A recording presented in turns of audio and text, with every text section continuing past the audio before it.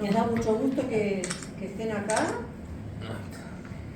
La casa tiene una larga historia, que en realidad está cumpliendo ahora este año 61 años, pero tiene una historia muy anterior, de cuando en la Primera Guerra Mundial huyeron muchos judíos, comunistas, curas, opositores al nazismo, y se reunían, hubo un comité antifascista, etc. Eso después se diluyó, esa gente se integró al país, pero los orígenes de la Casa Red están ahí, ¿no? En la oposición al fascismo.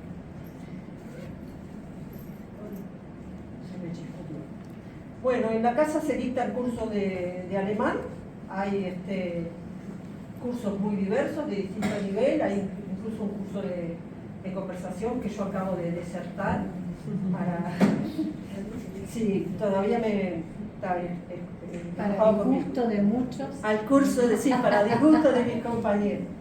Bueno, pero además la casa tiene un espectro muy amplio de intereses, de preocupaciones. Trabajamos en conjunto con la Fundación Rosa Luxemburgo.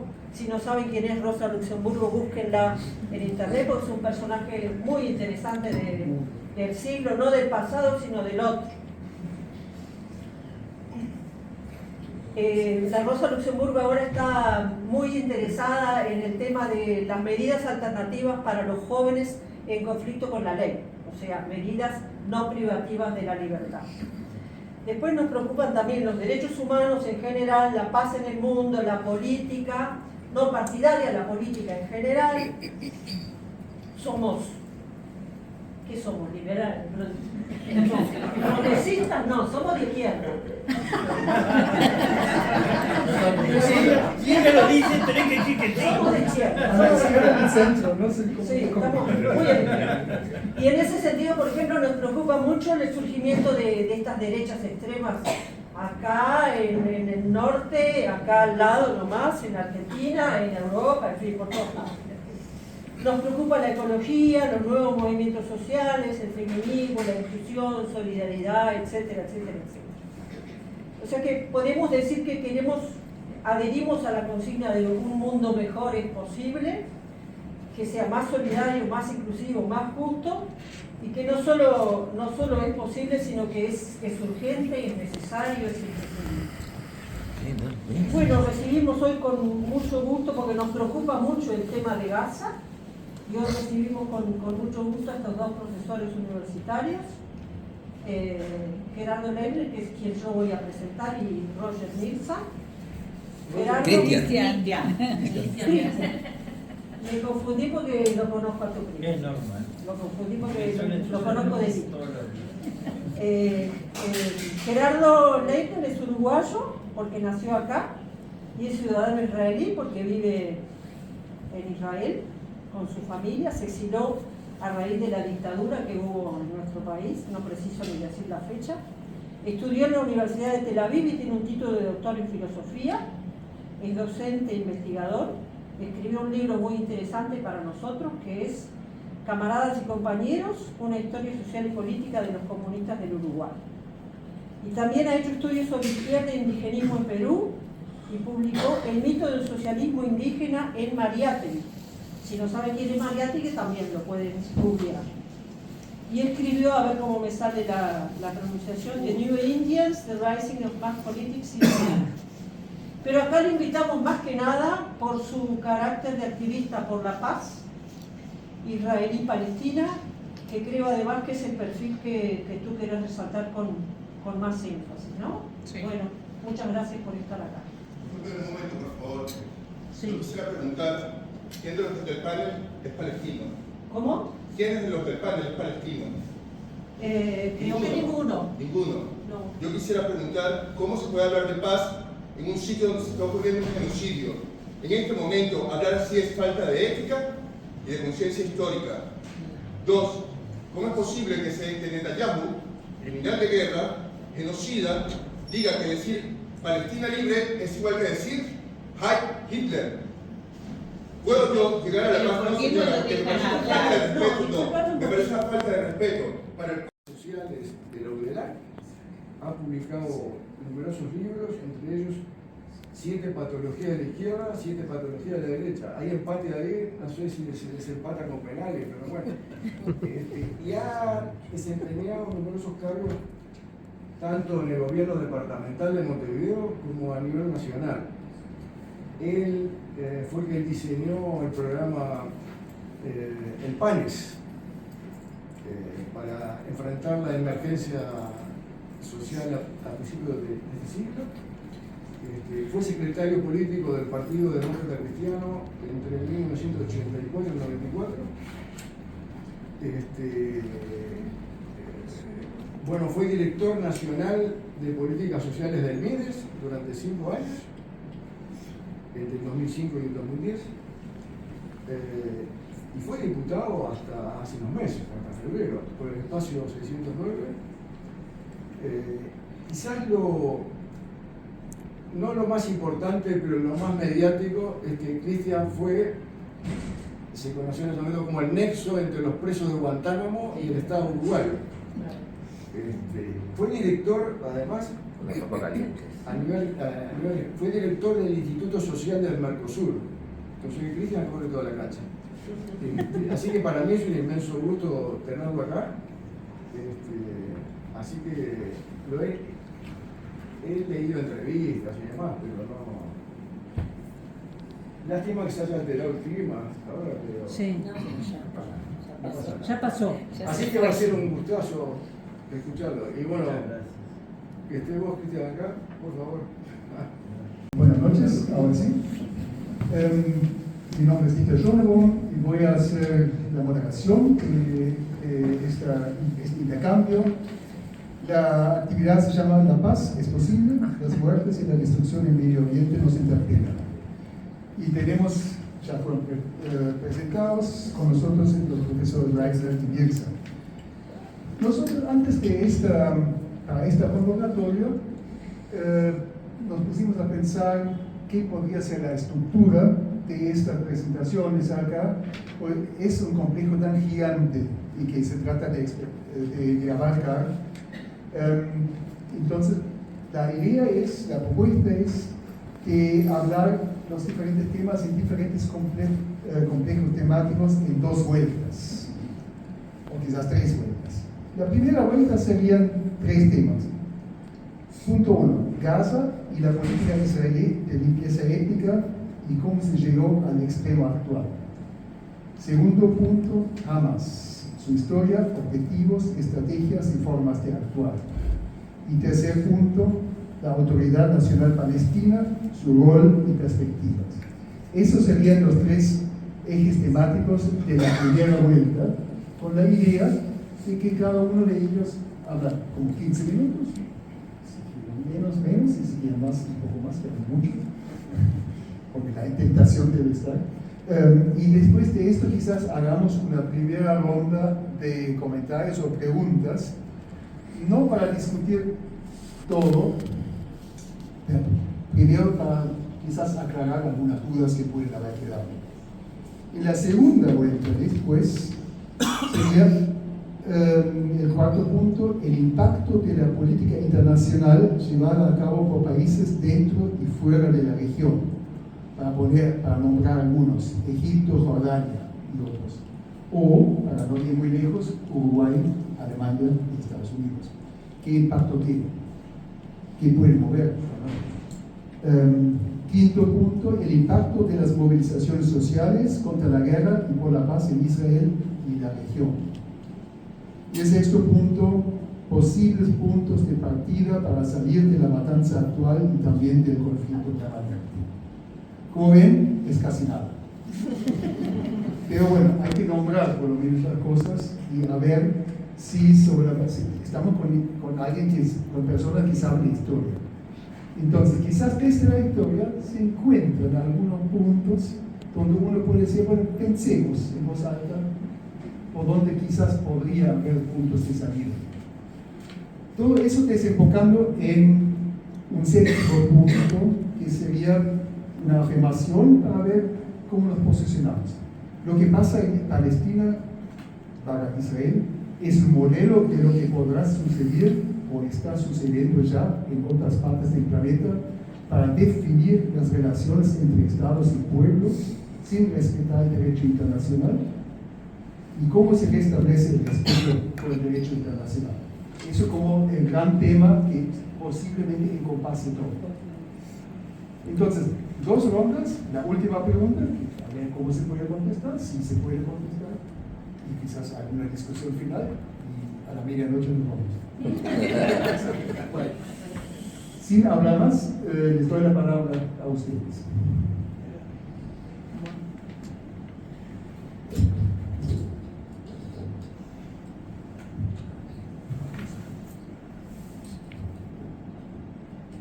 Buenas noches.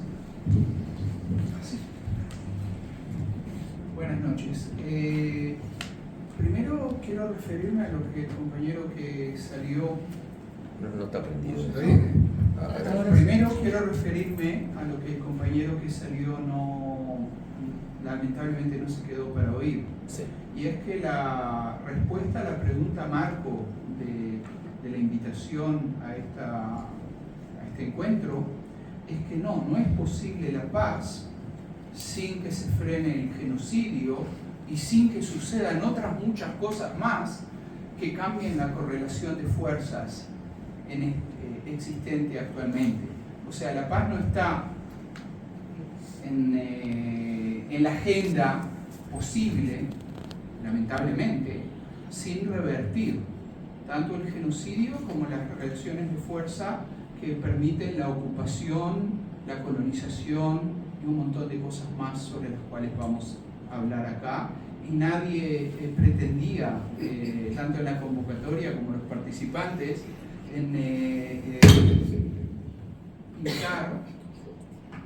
pintar algo falso como que la paz es posible o una negociación idílica es posible sin frenar primero el genocidio en curso. Ese es el punto de partida que me parece importante aclararlo. Luego, quisiera decir cómo se llegó. Quisiera tratar de responder a las preguntas así como están estructuradas. ¿Cómo se llegó a esto? Bueno, hay una larga historia y yo voy a tratar de ser conciso, pero voy a tratar de referirme a los principales procesos que determinaron y que convirtieron a la Franja de Gaza actualmente en un escenario de genocidio. Y lo primero que quiero hablar es de 1948. En 1948, cuando estalló una especie de guerra civil en Palestina, durante el proceso de retirada del ejército británico que había ocupado la región desde fines de la Primera Guerra Mundial hasta comienzos de 1948, y en esa guerra civil predominaron, por un montón de razones que no vamos a entrar ahora, las fuerzas nacionalistas, judías, sionistas, llevaron a cabo un desplazamiento forzado de cientos de miles de palestinos de los lugares en donde lograron imponerse y constituir lo que se llama el Estado de Israel. Muchos de esos desplazados se convirtieron en refugiados alrededor de esa Palestina o en algunos puntos mismos de Palestina. Uno de ellos fue la Franja de Gaza. La Franja de Gaza recibió una población de decenas de miles de refugiados entre 1948 y 1951. La última expulsión de refugiados fue de lo que hoy se llama la ciudad de Ashkelon, en el sur de Tel Aviv, de Israel, que entonces se llamaba Majdal. La expulsión de Majdal no fue en la guerra, fue 5.700 personas palestinos de Majdal fueron subidos a camiones en 1951, 2 años después del armisticio, y fueron echados a la Franja de Gaza. En realidad, la inmensa mayoría o los descendientes de Majdal constituían hasta muy recientemente la mayoría de la población del campamento de refugiados de Khan Yunis, en el centro de la Franja de Gaza. Entonces, la población desplazada en Gaza triplicaba la población anterior de Gaza, de esa zona que, para que tengan una idea, porque la gente a veces no le cuesta imaginar, Gaza es bastante más pequeña que el departamento de Montevideo y albergaba en octubre de 2023 2.200.000 personas viviendo en condiciones de alta densidad, y es una tierra muy poco productiva, con muy pocos recursos. Entonces, ahí, amontonándose como refugiados de 1948 hasta mediados de los 50, viviendo mayormente en carpas donadas por las Naciones Unidas, viviendo en condiciones muy precarias, bajo régimen militar egipcio, porque Egipto, que participó en la guerra de 1948, logró avanzar y ocupar esa franja de Gaza. La situación, Israel impidió el regreso de esos desplazados a su territorio después del armisticio, en contra de las decisiones de las Naciones Unidas que determinaban que toda persona desplazada durante la guerra tenía el derecho al retorno a su lugar de origen. Hay que decir de que también hubo judíos desplazados de Jerusalén, de la ciudad vieja de Jerusalén, que quedó en poder de Jordania y se tuvieron que reinstalar fuera de su lugar de origen. Gaza se convirtió en una de las zonas más empobrecidas, con mayores carencias y más dura, y en realidad la población de Gaza vivió durante mucho tiempo de la ayuda internacional.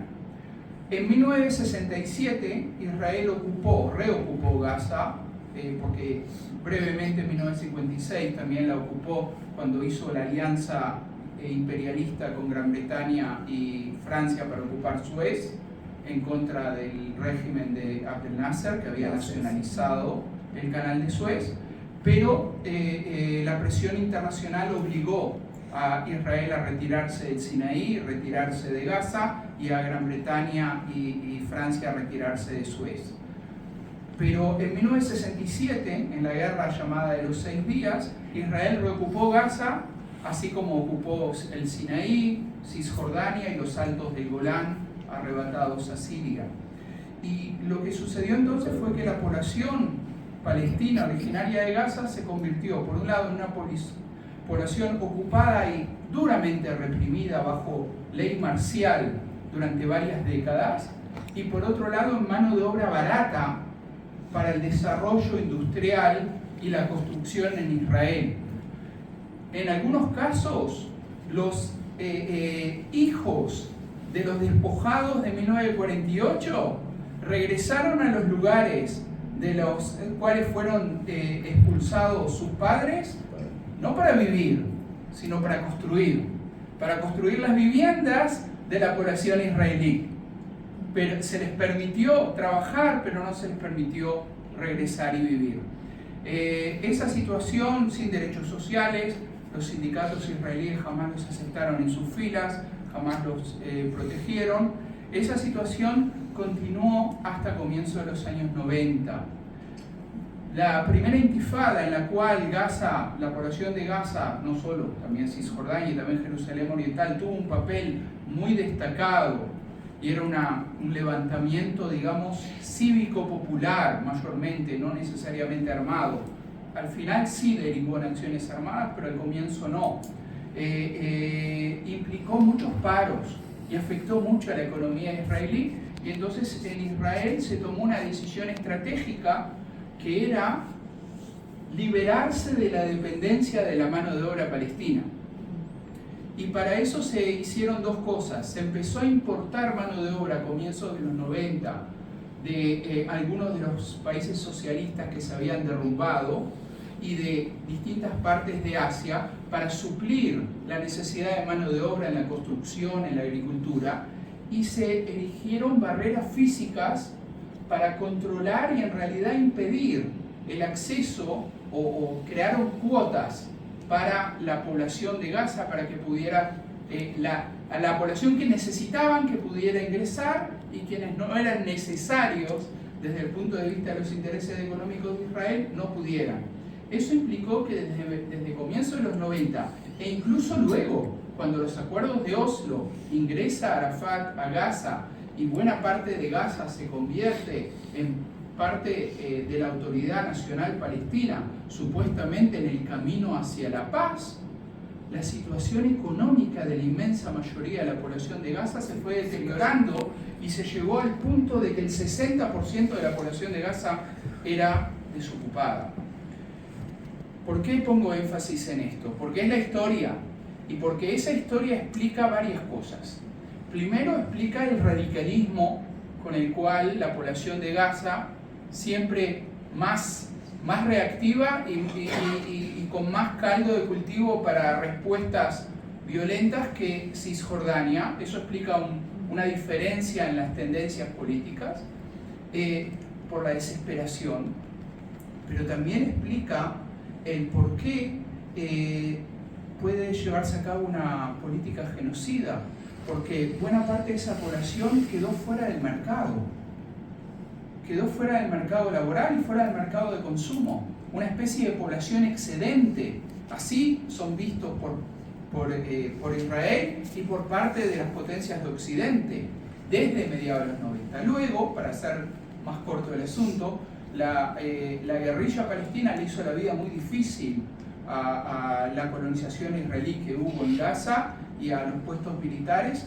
Tanto es así que Israel, durante la segunda intifada, un poco después, llegó a la conclusión que le convenía retirar las colonias de Gaza, retirar sus tropas militares y cercar Gaza. Y Gaza estuvo cercada durante 15 años en un cerco que no le permitió el desarrollo de fuerzas productivas propias.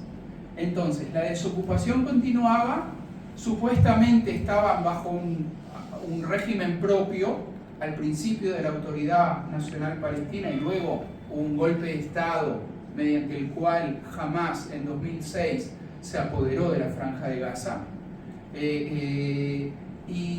pero en realidad era un terreno sitiado, muy pequeño, muy densamente poblado. Ni siquiera se les permitía a los barcos gazatíes salir a pescar más allá de 100 metros de la costa. Entonces, sin un desarrollo de formas productivas bajo sitio. Bueno, esto no justifica el 7 de octubre, pero explica un poco. Da un poco el contexto de la desesperación y de la radicalización sucedida en Gaza, y por otro lado, el por qué esto es posible. Creo que me he extendido demasiado en esta respuesta. Y no sé si pasarle la posta a Cristian y luego retomo a lo mejor. Buenas noches a todas y todos, ¿se escuchan bien allí? Bueno, en primer lugar, un gran agradecimiento a la Casa Bertolt Brecht, a sus autoridades, a sus compañeros trabajadores y trabajadoras, porque no es la primera vez que estoy en la Casa Bertolt Brecht, pero es la primera vez que me invitan a hablar por una causa como la causa palestina. Bueno, así que yo me siento en casa, por muchas razones, por Bertolt Brecht mismo, por Rosa Luxemburgo, que es una de mis amores platónicos. Lo quiero decir acá públicamente, lo pongo en Twitter, en mi perfil, dice amores platónicos eternos y sin posibilidad de materializarse. Obviamente no, cuando me muera a lo mejor sí. Rosa Luxemburgo, Frida Kahlo y una cantante brasilera, Elis Regina. Las tres con las que yo estoy extremadamente enamorado.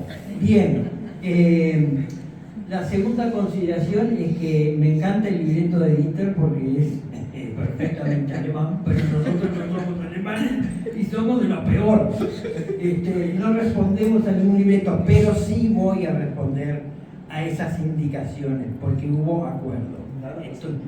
Sí, pero voy a ir a esas porque me parecen oportunas y ayudan a entender mucho lo que para mí es el drama palestino. No es ni conflicto ni guerra, es la historia del drama palestino que se inicia, como bien dijo Gerardo, en el 48 e incluso antes del 48, incluso antes, porque hay que recordar las palabras y los textos escritos de Teodono Herzl en 1897, cuando escribe The Judenstaat, el Estado judío, y unos meses antes cuando envía una carta al duque de Bay de Inglaterra en 1896, y la verdad que no tengo tiempo, a lo mejor en algún momento saco de este portafolio que tiene mucha documentación y les leo fragmentos que son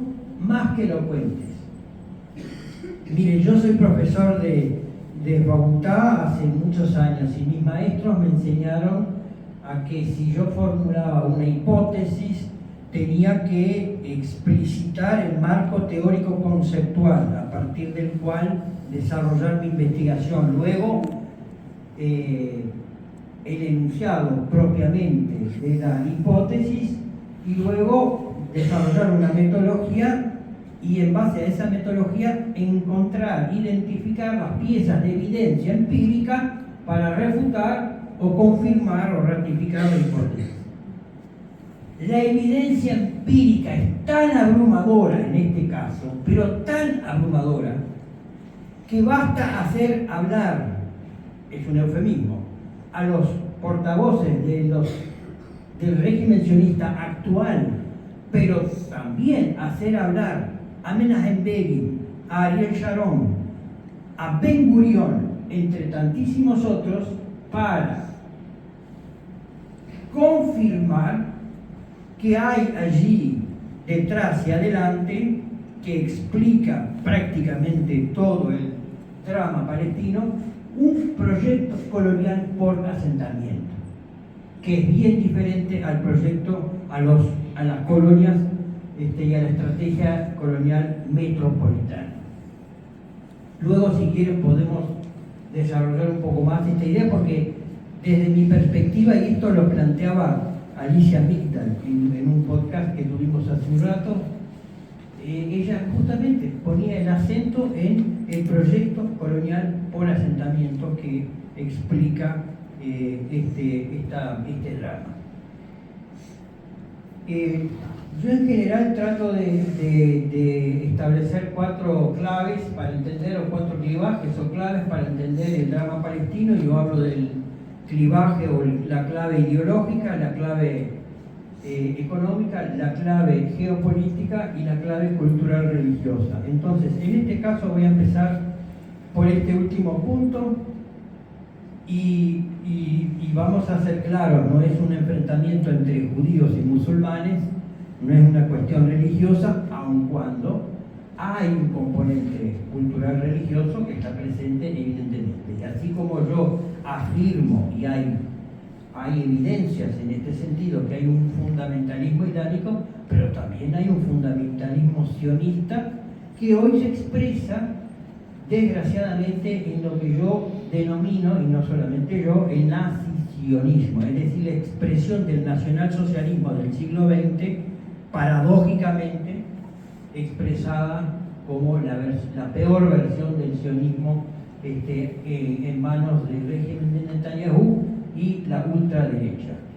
Luego podemos discutir si hay una contradicción entre la ideología propiamente y sus contenidos, ideología sionista y el progresismo, la izquierda, si es posible otro tipo de sionismo, si en algún momento de la historia se pensó y se ensayaron modalidades de tipo comunitario, cogestionario, en la agricultura familiar, en la agricultura comunitaria, los campesinos, etcétera, etcétera, y si en algún momento algunos incluso llegaron a pensar, a soñar, a proyectar un Estado socialista comunitario, bueno, en todo caso, si eso fuera así, eso es parte de la prehistoria, si se quiere decir así. La realidad indica que desde mucho antes de la decisión de crear el Estado de Israel por parte de Naciones Unidas y hasta la fecha, hay un proceso de desplazamiento forzoso de la población nativa que tiene momentos de ralentización, acuerdos de Oslo 1, Oslo 2, Camp David, etcétera, etcétera, es decir, así se ralentiza el proceso y luego momentos de aceleración del proceso. Este es un momento clave de aceleración, ¿sí? Por cuanto Hamás toma la iniciativa, entre comillas, o toma la acción de atacar territorio del Estado de Israel instituido por Naciones Unidas, Palestina histórica, entre nosotros, pero bueno, y provocar la reacción del régimen de Netanyahu. Hamás es una de las 14 organizaciones que constituyen la resistencia palestina. Fue creado y nació por allá por 1987, como decía Gerardo, muy vinculado a la primera intifada que va del 86, 87 hasta el 93 y que de alguna manera responde a una reacción ante los acuerdos de Oslo I y Oslo II, con los que no estaban de acuerdo. Es una organización que nace en oposición o en contraposición al Fatah, al grupo de la Organización para la Liberación de Palestina de Yasser Arafat, y que tiene anclaje incluso en la hermandad musulmana. La hermandad musulmana es una corriente y es una organización surgida en mi patria querida de origen, en Egipto, y que tiene proyección en el Medio Oriente, particularmente en la Palestina histórica. Y que a diferencia de la OLP de Al-Fatah, se reclina y tiene fundamento mucho más arraigado en la religión, en lo cultural religioso, tiene actividad social, ha desarrollado y la sigue desarrollando desde mucho tiempo atrás. Es un poco similar a Hezbollah, que también casualmente dicen, no, es Hezbollah, jamás son dos terroristas. Sin embargo, Hezbollah tiene una estructura desarrollada en el Líbano, particularmente en el sur, pero no solamente en el sur del Líbano, infraestructura hospitalaria, educativa, en donde, por ejemplo, se atienden cristianos y musulmanes o quien quiera que viva ahí en el sur del Líbano. Lo pongo como ejemplo. Hamás tiene algo muy similar en términos de proyección social, arraigo popular. Y por supuesto que la intifada da lugar a una estrategia que desemboca en una estrategia armada, por cuanto se verifica que no hay otro camino posible que la resistencia armada, que incluso es reconocido como derecho por Naciones Unidas. Cualquier pueblo oprimido, sojuzgado, tiene todas las capacidades o potestades, mejor dicho, para rebelarse ante el opresor, incluyendo la vía armada, ¿verdad? Entonces, Hamás desarrolla esa estrategia. No vamos a hacer ahora la historia de Hamás porque no, después vienen y me detienen y me llevan directamente me mandan a Mongolia, porque por ahí en las redes dicen que yo soy el representante de Hamás para América Latina. Así que tengan presente que acá hay un... Con tu nombre de pila no podés. Bueno, no. No te aceptan. No. Pero en todo caso, Hamás juega en oposición a la OLP. La OLP también cuestionada por eventuales y en algunos casos probados actos de corrupción, mal manejo y deficiencia e incapacidad, o en todo caso restricciones a la hora de firmar los acuerdos. Es decir, firma los acuerdos, pero la expansión colonial sigue en curso, o sea, no se detiene nunca. Y de hecho, la colonización de Cisjordania, declarada ilegal por Naciones Unidas hace más de 20 años, fue incluso después de los acuerdos de Oslo I y Oslo II. O sea que en buena medida podemos darle la razón a Hamás, que dice, bueno, miren, ustedes muy ingenuos quisieron, ¿no? Generar o por lo menos acercarse a un germen de un posible Estado palestino, pero la conclusión es exactamente al revés. Las posibilidades están cada vez más disminuidas. Y esa es la realidad, pero también está el Frente Democrático por la Liberación de Palestina, el Frente Popular por la Liberación de Palestina, la Yihad Islámica. Es decir,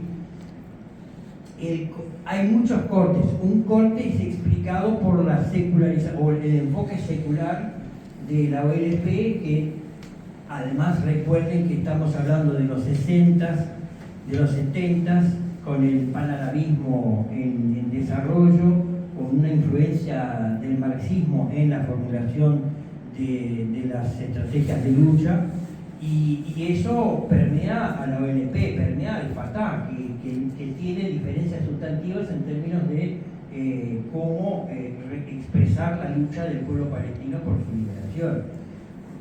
Y jamás hace referencia mucho al Islam, en fin, incluso en la propia carta fundacional de Hamas no reconoce el Estado de Israel. Después, en una revisión de la carta fundacional hace unos cuantos años atrás, en este siglo XXI, revisa, no habla de destruir el Estado de Israel, y habla de una fórmula de consenso. Es un eufemismo como para no decir aceptamos negociar, pero en el fondo vamos a negociar. Y de hecho, el régimen sionista Israel negoció en los últimos años con Haniyeh, y después lo asesinó. Negoció con la élite de Hamas, que además es una élite muy inteligente y muy bien equipada. Sin embargo, en algún punto y en algún momento esa élite ya no era conveniente para su estrategia y los eliminó. Eliminó a Sinwar, a Haniyeh, y había aniquilado y asesinado a otros líderes históricos de Hamas. Y además por ahí me dicen, bueno, pero Israel sabía del 7 de octubre del 2023. Bueno, algunos dicen sí, tenía conocimiento porque los servicios secretos son muy refinados y de alguna manera lo podían saber, qué sé yo no tengo forma de comprobarlo, ¿no? Jamás es una invención de Israel. No podemos decir que es una invención. Que en algún momento pudo haber sido y fue funcional a la estrategia del régimen sionista, sí, es probable. Y de hecho, tan funcional es que hoy justifica un genocidio en curso en función de una narrativa construida con Hamas como enemigo y ellos como las pobres víctimas que se tienen que seguir defendiendo del terrorismo. Una vez que se termine con el terrorismo, se supone, teóricamente, se termina la historia, se termina el drama palestino y empezará una época diferente de paz. Y con esto termino. Me quedaron algunos puntos, me parece. La autoridad palestina, bueno, yo no quería hablar de la autoridad palestina porque estoy muy enojado con el Mahmoud Abbas, la verdad. Porque no ha tenido una actitud muy digna, en fin. Pero termino diciendo que cuando este joven nos interrumpe y dice que no, que la paz sí, obvio que para nosotros no es la paz de los cementerios, es la paz con equidad, es la paz con justicia, es la paz con libertad, es la paz con fin de la expansión colonial, fin de la ocupación, es la paz con la autodeterminación. Pero lo digo porque ahora se fue, pero se supone que se debe haber quedado pensando. Bueno, por ahora para. Si me permites, yo sí quiero decir algo sobre la autoridad palestina. Y ese micrófono anda mejor que eso. A ver, Sí, yo quiero decir algo sobre la autoridad palestina y relacionarlo con el 7 de octubre y con lo que sucedió luego. Yo soy de los que no creo de que hubo una conspiración para que el 7 de octubre suceda y tengo mis razones y mis explicaciones para entender lo que sucedió.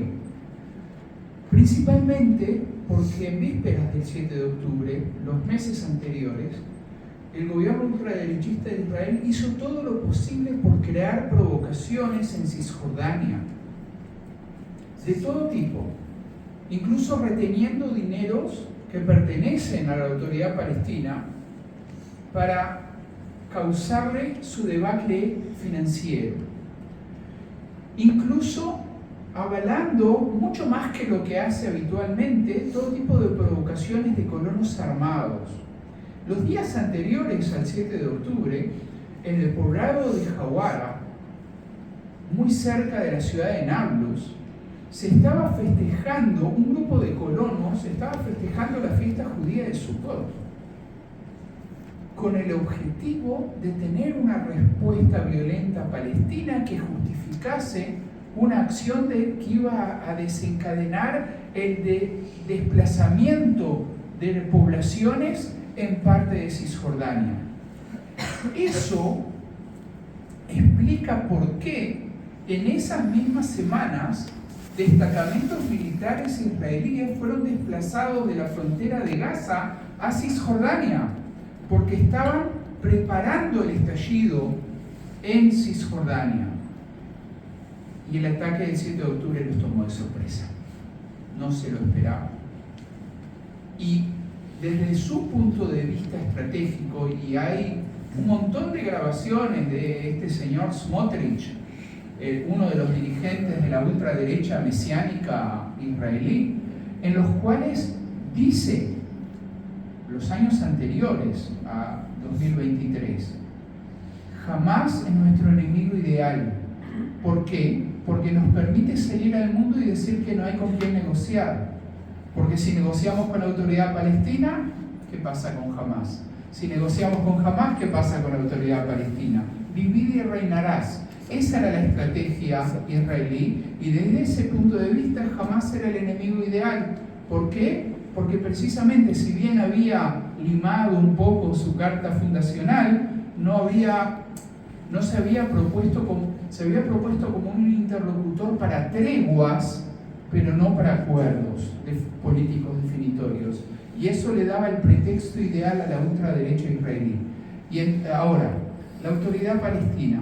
Se puede hacer muchas críticas a la autoridad palestina. Casi todos mis amigos palestinos, mis compañeros con los cuales vengo activando muchos años en Cisjordania, tienen grandes listas de críticas hacia la autoridad palestina ya desde la época de la Segunda Intifada en adelante.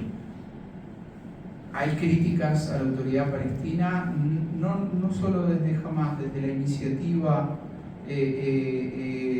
nacional palestina, desde los frentes de izquierda, desde el Partido del Pueblo Palestino. Hay un montón de organizaciones también de izquierda, y también dentro de Fatah. Las críticas a Mahmoud Abbas han sido muy fuertes.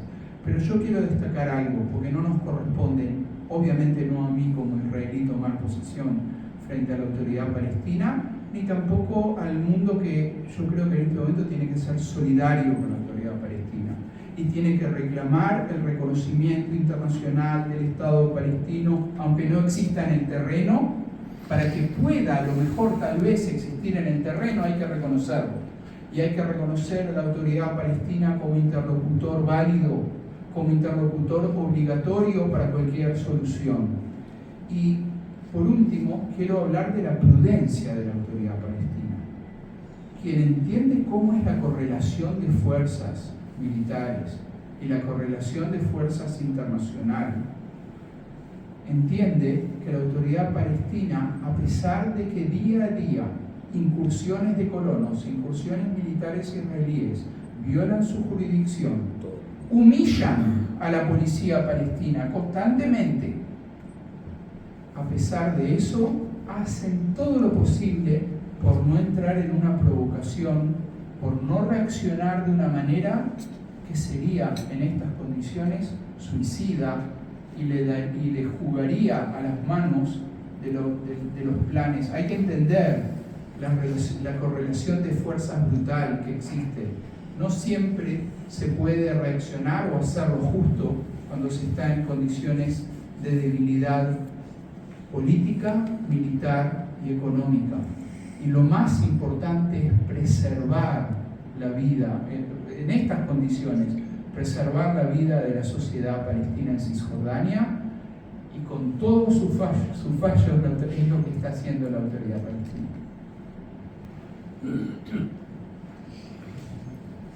Yo quería decir un comentario nomás breve y si querés después pasamos a la segunda parte. Sí, a ver si quizás... Y sí, claro,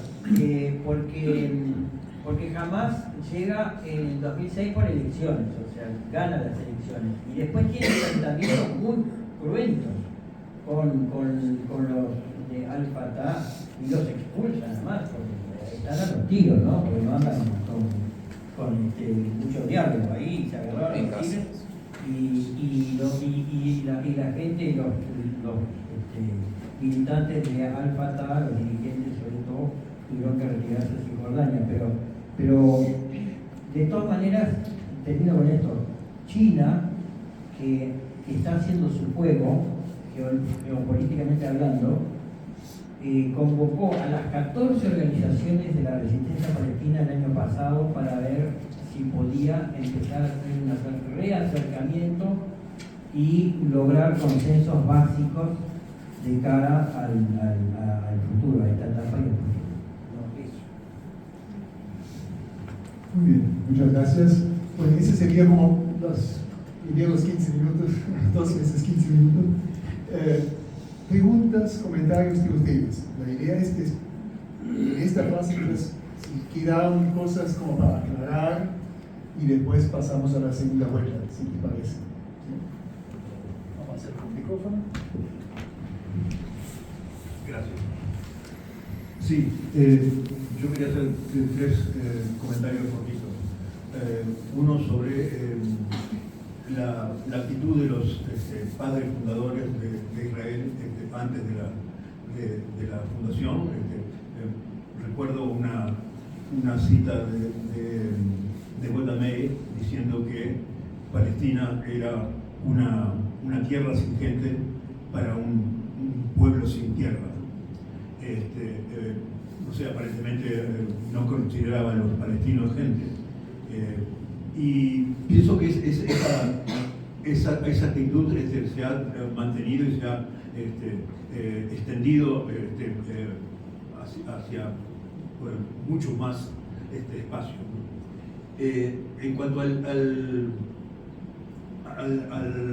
ataque del 7 de octubre, no sé, nunca logré creer en Dios y nunca creí que el ataque había sido una sorpresa.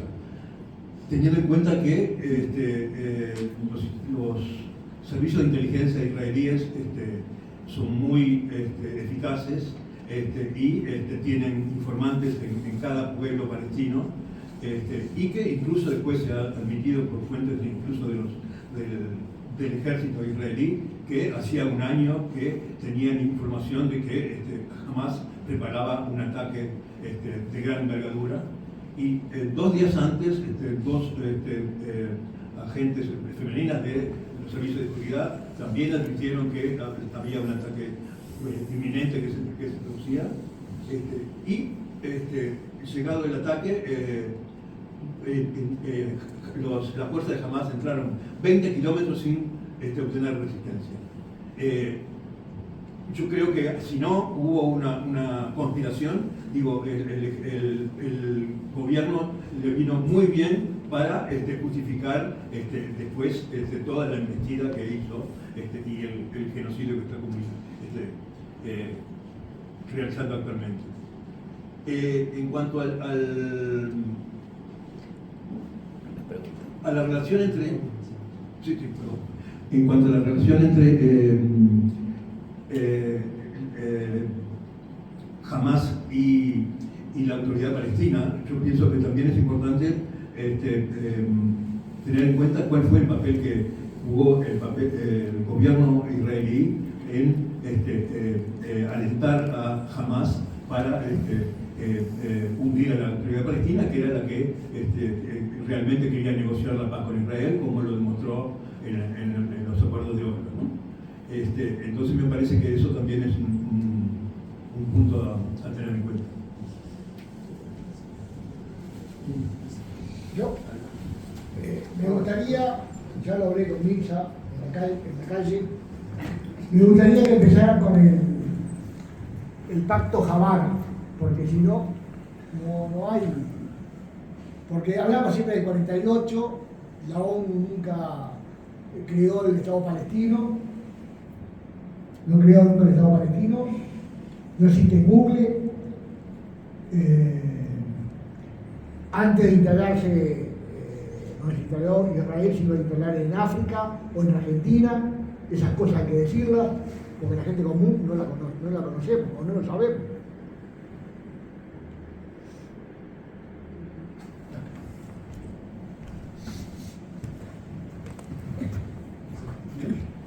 Sí, por favor. Dos cosas. Uno, con respecto a los planes sionistas de fines del siglo XIX, que eran parte del colonialismo europeo del siglo XIX, y que en parte, y aquí quiero hacer algunas precisiones, pueden explicar la ideología, obviamente, de las élites israelíes, sin duda, porque esas son las fuentes de las cuales beben, pero el asunto no es tan lineal. ¿En qué sentido? En que a lo largo de la historia de la colonización de Palestina, incluso dentro de esas élites sionistas que luego se convirtieron en israelíes, después del 48, hubo zigzags y hubo momentos históricos en los cuales en parte de ellas el reconocimiento a los palestinos pasó a ser como una cuestión seria, que se la tomaron en serio. Eso me parece importante entenderlo porque hay momentos en esa historia en los cuales se crea un debate interno muy fuerte, tan fuerte de que incluso asesinaron a Rabin por acusarlo de salirse, digamos, de la línea sionista, a pesar que no se salió y seguía colonizando, pero no lo asesinaron porque él se salía, sino lo asesinaron porque había en aquel momento un 50% de israelíes, a lo mejor el único momento en esta historia que había por lo menos un 50% de israelíes que estaban dispuestos a aceptar algo que Israel no tiene: fronteras, límites. O sea, que estaban dispuestos a aceptar de que hasta aquí llegó la colonización. Estaban dispuestos a aceptar que las fronteras de 1967 podían ser. Rabin estaba dudando, él no quería tanto, pero estaba empujado por su propia base electoral en aquel momento, y por eso lo asesinaron y por eso casi desataron una guerra civil dentro de Israel, los colonos armados, y por eso realizaron una serie de atentados contra palestinos para que haya reacciones y de esa manera desbaratar lo que en aquel momento podía, digamos, poner freno al proceso de colonización, sin lo cual nunca va a haber paz. Eso tiene que estar claro, sin poner fin al proceso de colonización. Lo otro respecto al 7 de octubre, realmente no quiero entrar en una especie de debate minucioso del 7 de octubre. Hay muchas razones para explicar lo que sucedió. A lo mejor la más profunda, más allá de lo que antes expliqué, que el interés israelí era de que el 7 de octubre sea en Cisjordania y no en Gaza, porque Cisjordania, Judea y Samaria es la tierra de los profetas y de los reyes desde el punto de vista de la ideología fundamentalista. Más allá de eso, la soberbia. La soberbia nos enceguece a todos los seres humanos. Y a los seres humanos racistas, la soberbia los lleva a despreciar los datos que tienen acerca de un enemigo al cual desprecian.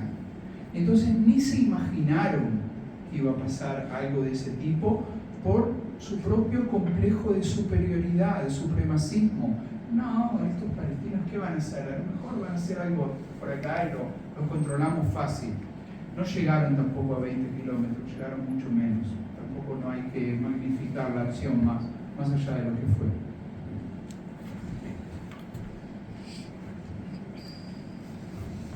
Bien, podríamos entonces, si están de acuerdo, seguir con la segunda ronda. Y no sé quién es. Tienes que recordarlo, sí, porque si no tenemos el mapa de las preguntas. Me perdí en el Medio Oriente. Bueno, vamos a volver a Montevideo. La segunda ronda sería, por un lado, el impacto de la política internacional por países en la región y también fuera de la región. O sea, por un lado, países como, por ejemplo, Egipto o Jordania, y por el otro lado, países como Uruguay, Alemania, Estados Unidos, para nombrar tres. El otro punto fue el impacto de las movilizaciones sociales contra la guerra y por la paz en Israel y la región. Y por último, posibles puntos de partida para salir de la matanza actual y también del conflicto canadiense. Bueno,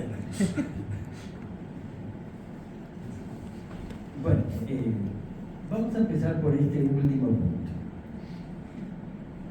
¿Cómo se puede uno imaginar el fin de un genocidio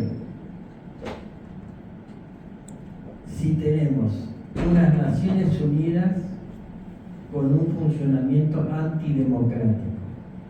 Y lo voy a decir sin dudar un solo instante. 120, 130, 140 países votan una resolución que obliga o obligaría al régimen sionista a detener las masacres, cese al fuego, ayuda humanitaria y todas las resoluciones que fueron a partir del 8 y 9 de octubre en adelante votadas por una enorme mayoría, sino por prácticamente todos los Estados miembros de Naciones Unidas, pero basta con que Estados Unidos levante su dedo para vetar lo que masivamente el planeta organizado en Naciones Unidas había intentado decidir. Si eso no es antidemocracia o antidemocrático, bueno, en todo caso vamos a discutirlo en la casa de Bertolt Brecht. En segundo lugar, no es posible imaginarse el fin del genocidio si no hay sanciones, boicot y medidas concretas como las que tomaron la OTAN y Naciones Unidas a escasos 15-20 días de la invasión de Rusia a Ucrania. No hemos observado ninguna medida sancionatoria más que discursos rimbombantes de Alemania, de Francia, de Inglaterra, todos muy dolidos, impactados por lo que parece evidente hace mucho tiempo, pero sin embargo dicen, sí, tendríamos que pensar a ver si eventualmente esto fuese un genocidio, probablemente nos haría embargar o nos haría, en fin, es todo tan condicionado a que no sé a que no quede ningún ser humano vivo, en todo caso.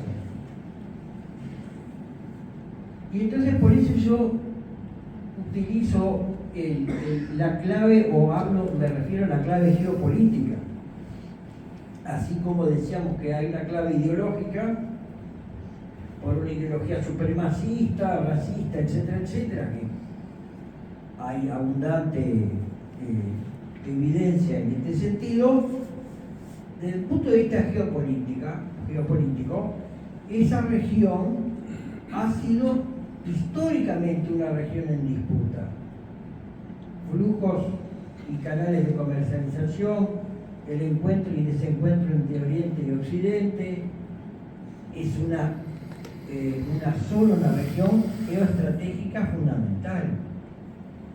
Por algo, Gran Bretaña y Francia en la década del 10 y del 20 deciden lo que decidieron y se repartieron con total desparpajo, definiendo los límites de Siria, Líbano, Irak, etcétera, etcétera, con lápiz y papel en mano, aunque parezca curioso y casi caricaturesco, pero fue así. el acuerdo Sykes-Picot fue mapa, ¿no? Un mapa en mano y vamos a ver, ¿qué te gustaría a vos, Gerardo? Yo quiero quedarme con ahí donde pasa el petróleo, ¿no? eso. Bueno, entonces yo me quedo con la costa mediterránea, que es muy bonita. Pero fue así, créanme, no estoy haciendo caricatura ni ridiculizando, no, fue así. Pero luego, aparte, bueno, el protectorado británico se extendía más allá de Gaza, ¿no? Porque hasta la revolución de los coroneles libres en mi patria querida, con Nasser, Naguib y Sadat, estaba el rey Farouk, ¿no? Y en el 54 rodearon el palacio presidencial los coroneles libres y le dijeron: señor, usted ya acá no tiene más nada que hacer, súbase a su yate y váyase, no vuelva nunca más a Egipto. Y después vino la idea totalmente descabellada y osada de los coroneles libres de nacionalizar el canal de Suez. Por favor, con qué osadía y atrevimiento nacionalizar el canal de Suez. Y allí vino uno de los ataques, de las agresiones conjuntas Gran Bretaña, Francia e Israel en el año 56, octubre, noviembre del 56. Además, yo nunca me voy a olvidar porque mi madre me relataba que sonaban las sirenas y tenía que correr del cuarto piso, bajar del cuarto piso sin ascensor a los refugios, a los sótanos en realidad, y del cuarto piso al tercero se cayó, estando embarazada de mí de varios meses, y me dije: ay mamá, así quedé yo, me imagino, por ese golpe fatal. Y no, pero yo te protegí con mis dos manos, y bueno, entonces no fue tan doloroso el producto. Geopolíticamente, hoy es Estados Unidos quien sostiene hace mucho tiempo a la estrategia, porque le es funcional en términos de dominio y hegemonía en el planeta, porque como yo digo, el enfrentamiento con Irán, ¿por qué es? Porque Irán les molesta, claro, porque tiene que haber una sola potencia asegurada y garantizada por Estados Unidos con ojivas nucleares, y es Israel, no hay ningún otro. Y no puede haber ningún otro, porque eso determina la preeminencia y la prevalencia del dominio militar. Ahora, y reitero, y más allá de Irán, ¿quién está? China. Entonces estamos en un momento de emergencia y efervescencia y hegemonía de las ultraderechas en Europa, en Estados Unidos y en Latinoamérica también, no hay que desconocer, y hay un movimiento alternativo en términos de reordenamiento del poder mundial, que son los BRICS. Y BRICS es China, India, Brasil. Entonces, geopolíticamente tiene que haber una, entre comillas, avanzada o un bastión de resistencia del occidente, de la civilización judeocristiana del occidente y de los intereses de Estados Unidos y de la OTAN. Porque además está el control de los recursos: tierra, agua, gas, petróleo. Entonces, si no hay una medida por parte de Estados Unidos y de la OTAN que sea plausible y concreta, esto es sin fin, es un genocidio sin fin, un genocidio sin fin. La movilización, creo que era la otra parte de la pregunta, la movilización popular por millones en todo el planeta es la que ha sido capaz de mover el piso, mover las conciencias y hacer que algunos estados empiecen a tomar decisiones concretas, no solamente declarativas, no solamente decir condenamos el genocidio, no solamente decir esto es una masacre, la hambruna no puede ser una estrategia para eliminar y exterminar un pueblo, de ninguna manera, ninguna estrategia. pero menos que menos abrume. Y hay algunas tibias reacciones de los estados que, bueno, hay que seguir presionando, porque es la única forma que millones y millones presionen, junto con la estrategia BDS, son las dos herramientas que las organizaciones sociales, las sociedades civiles, todas tenemos en nuestras manos.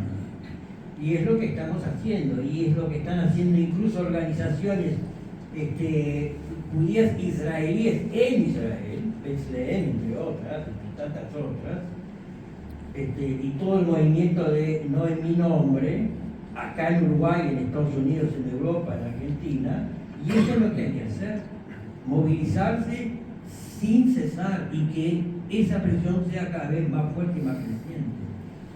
Esa es mi perspectiva. No sé si quedó dita alguna otra cosa, pero bueno, ya hablo mucho, me tenés que contar. No te preocupes, todavía no sabes lo que voy a hablar yo. A ver, lo primero que quiero decir es que estoy totalmente de acuerdo en el análisis que lleva a la conclusión que solamente la movilización masiva de las sociedades civiles alrededor del mundo puede obligar a algunos estados a tomar medidas concretas que pueden ejercer una presión efectiva. Ahora, de acuerdo también con el análisis sobre el papel que tiene Israel geopolítico en el Medio Oriente, yo diría de que utilizaría dos metáforas. Uno es el portaavión más grande que tiene Estados Unidos y lo otro es el látigo que tiene Estados Unidos para golpear a estados o movimientos díscolos que no aceptan la hegemonía de Estados Unidos en la región. Desde ese punto de vista, Israel es un proxy de Estados Unidos, es un peón. Pero, desde el punto de vista de su política en relación al pueblo palestino, ahí tiene un alto grado de autonomía. O sea, es como que existe una especie de acuerdo tácito entre Estados Unidos e Israel. Nosotros les dejamos cierto grado de libertad para que hagan ustedes su proceso de colonización hasta cierto límite, y bueno, Obama les puso límites, luego se los bajaron un poco Biden y Trump les ha quitado los límites, pero a cambio ustedes realizan misiones especiales para los intereses de Estados Unidos en la región y golpean a quienes nosotros necesitamos que ustedes golpeen sin que Estados Unidos tenga que involucrarse directamente en eso. Ese es el papel geopolítico. Pero también hay que entender de que en la región hay otros aliados de Estados Unidos que cumplen un papel por ahora bastante problemático en esta situación y que su situación es un poco ambigua. Egipto, por ejemplo, el régimen egipcio actual, es un fuerte aliado de Estados Unidos que le garantiza a Occidente el dominio del canal de Suez. Por otro lado, el régimen egipcio está muy temeroso de que el desplazamiento continuo de la población de Gaza hacia el sur se termine derramando en el Sinaí. Y en el Sinaí el régimen egipcio casi perdió el control hace unos años, porque había grupos de ISIS y porque tiene conflictos con la población beduina, porque hay muchas razones de desestabilización al régimen egipcio. Hay que recordar, es un régimen militar que derrocó a un gobierno un gobierno electo democráticamente de la hermandad musulmana, una conmoción en Gaza mayor de la que hay, un derramamiento de refugiados hacia el territorio egipcio puede devenir en la desestabilización de Egipto, y eso Estados Unidos no quiere. O sea, hay ahí un factor inestable a considerar.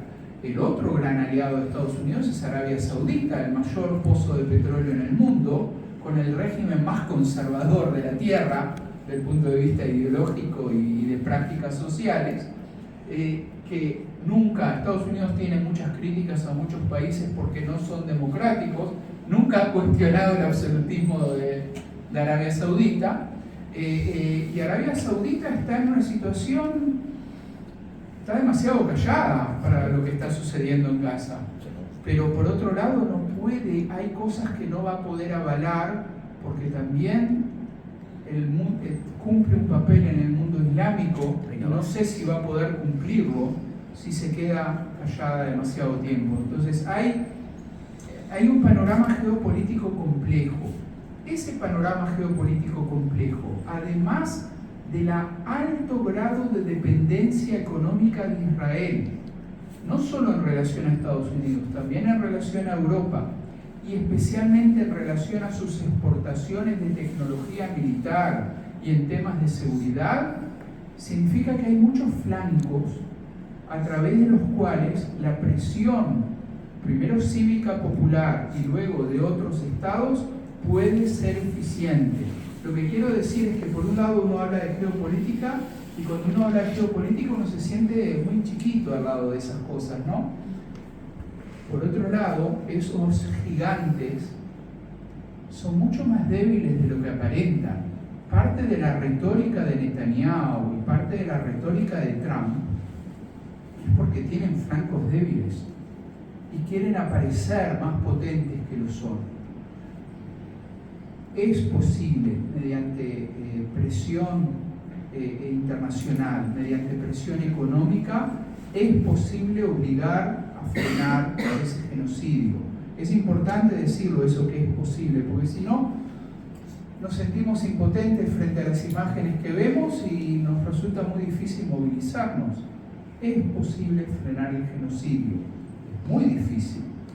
El genocidio, si no actuamos, va a proseguir y realmente no va a tener un fin. Dentro de Israel se está movilizando algunos sectores de la sociedad. Hay un conflicto interno que se está agravando en estos mismos días. Mañana está planificada una gran movilización en Tel Aviv del comité coordinador de todas las fuerzas políticas y sociales de la Sociedad Palestina Ciudadanos de Israel, que son el 20%. Van a ir a Tel Aviv, a la ciudad judía, al centro de Tel Aviv a realizar una marcha. Hicieron todos los procesos burocráticos necesarios para recibir el permiso para desfilar. La policía terminó denegando el permiso.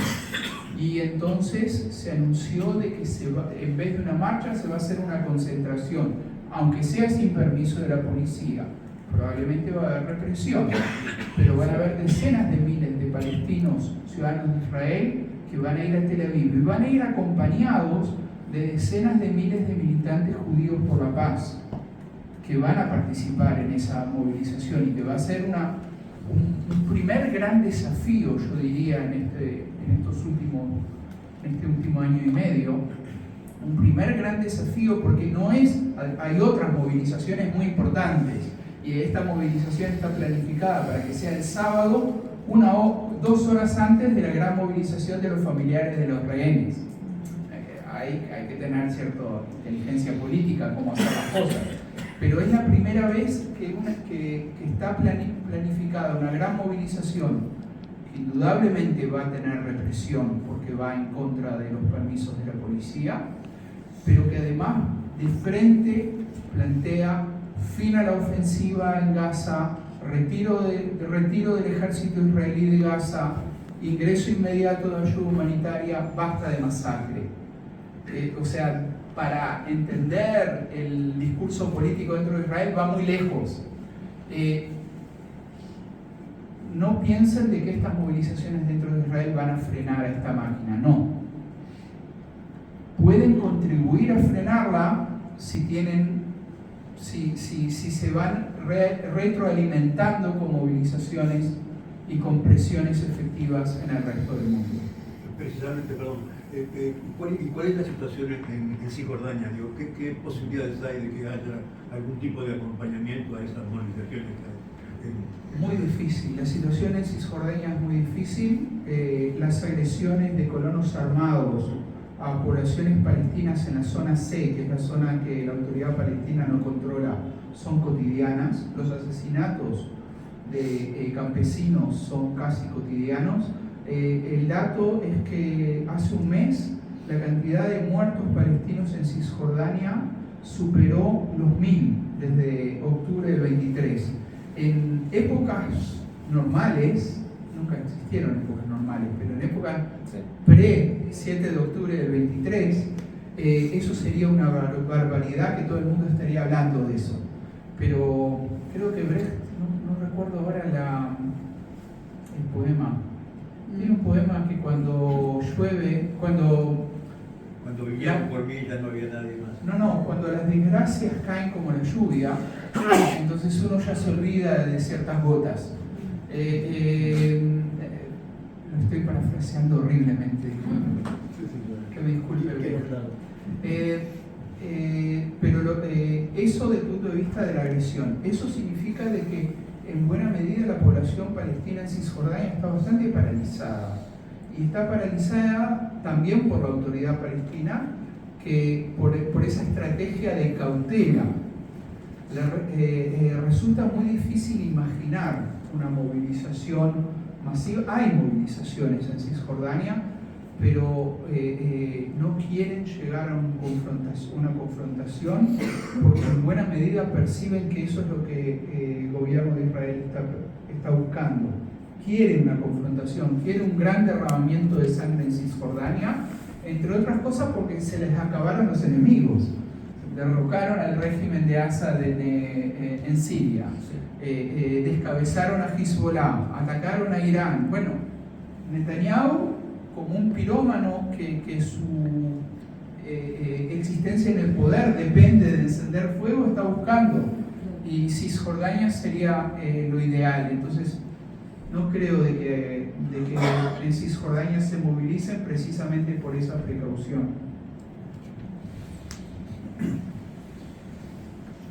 Sí, una pregunta que quisiera hacerles es, muchas veces cuando se habla de una solución al conflicto, a decirlo de alguna manera, a largo plazo se habla de la solución de los dos estados. Una y otra vez parece como una letanía que se repite. Bueno, hay que apostar, hay que mantener viva la idea de la solución de los dos estados. Habiendo escuchado todo lo que han expuesto, que en realidad se aplasta también, o se trata de aplastar también la autoridad palestina, y se apunta evidentemente a anexar Cisjordania también. Entonces, esto, si algunos gobiernos en Occidente siguen insistiendo, diciéndolo, y todo eso es en los papeles oficiales, es el objetivo, la paz pasa por los dos estados, ¿es realista o cuál podría ser una solución que efectivamente sería más realista una vez que se termine, por supuesto, el genocidio, una vez que se llegue a hablar? Futurología, Sí, es muy difícil imaginarse un Estado palestino, un Estado, como sabemos, hay condiciones, ¿verdad?, que hacen viable un Estado cualquiera sea en el planeta Tierra.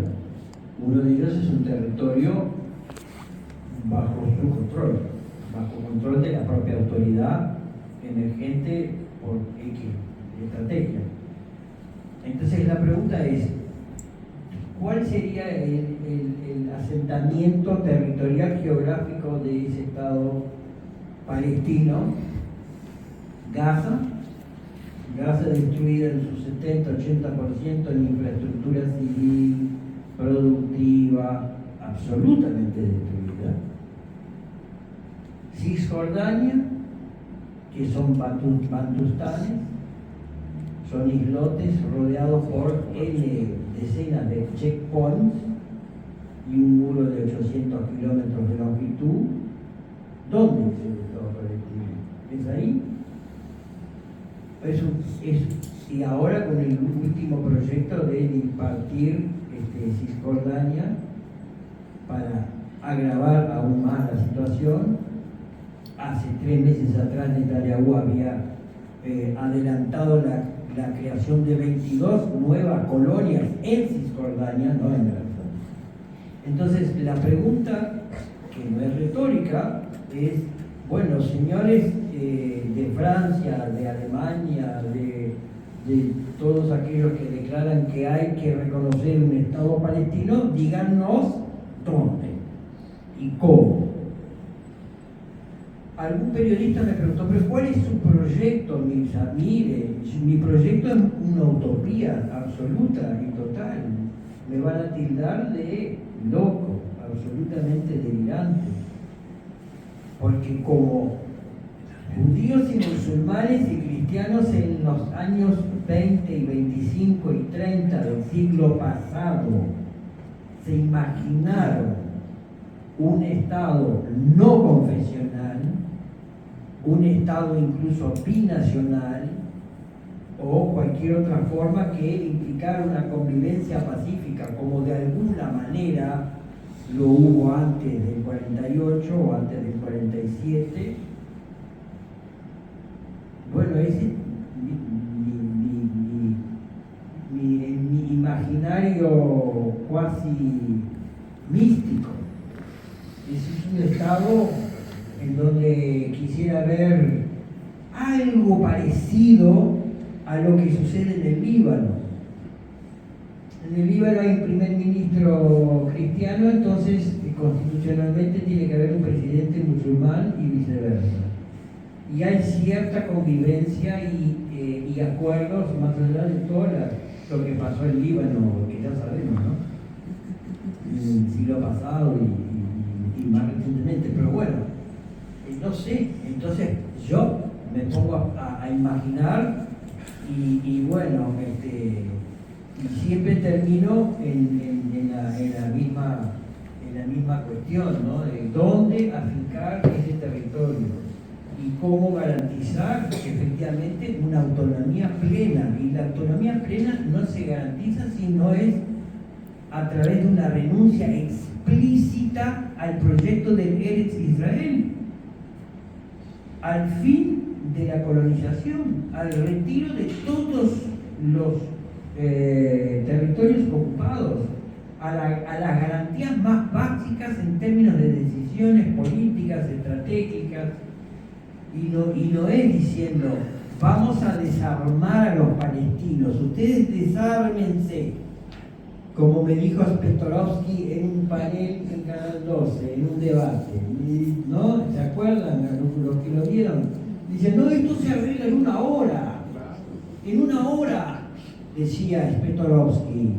Jamás entrega las armas, entrega los rehenes, se rinde y listo, ya está, se terminó. Entonces era, bueno, yo le dije lo que le dije, ¿no? Con todo respeto y cariño, lo menos que puedo decir que sos un naif ingenuo, porque te comiste la historia de 80 años, en fin. Entonces, volvemos sobre la misma cuestión. ¿Qué paz? ¿Qué significa el Estado palestino? ¿Qué paz? ¿Cuál es el contenido de esa paz? Es la autodeterminación del pueblo palestino, es el fin de la ocupación, el fin del colonialismo, del último gran proyecto colonial por asentamiento del siglo XX, que todavía transcurre en las primeras décadas del siglo XXI. Es eso. Porque si no, no hay paz y no hay Estado palestino que valga. Porque por más que se creen las fronteras más o menos formal jurídicas estipuladas, que van del muro 500 metros para allá y del muro 500 metros para acá, hay una zona de resguardo y seguridad, etcétera, etcétera. No, así no. ¿Puedo hacer una pregunta? Sí, ya. Primero que hable Gerardo y después preguntar. Perdón que me meta, pero no. A ver, yo voy a separar la respuesta en lo que creo que puede ser pragmáticamente posible y en lo que creo que debe ser, más allá de lo pragmáticamente posible, el objetivo. Lo pragmáticamente posible, que cada vez se aleja más, pero todavía es lo más posible dentro de las posibilidades pragmáticas es forzar la retirada israelí a las fronteras del 4 de junio de 1967, incluyendo, y esto es crucial, el desmantelamiento de las colonias que han sido establecidas en Cisjordania. Va a ser muy difícil, va a implicar probablemente una mini guerra civil dentro de Israel, pero es absolutamente necesario para que realmente el Estado de Israel tenga un límite y para que se ponga fin al proceso de colonización. Y esos serían los dos estados. Podría significar, depende mucho de las condiciones geopolíticas y cómo esto se haga, podría significar el fin de la guerra. No significaría el fin del conflicto. Yo quiero separar entre las cosas. Yo quisiera que eso suceda para poner fin al uso de las armas y para equilibrar un poco las relaciones de fuerza.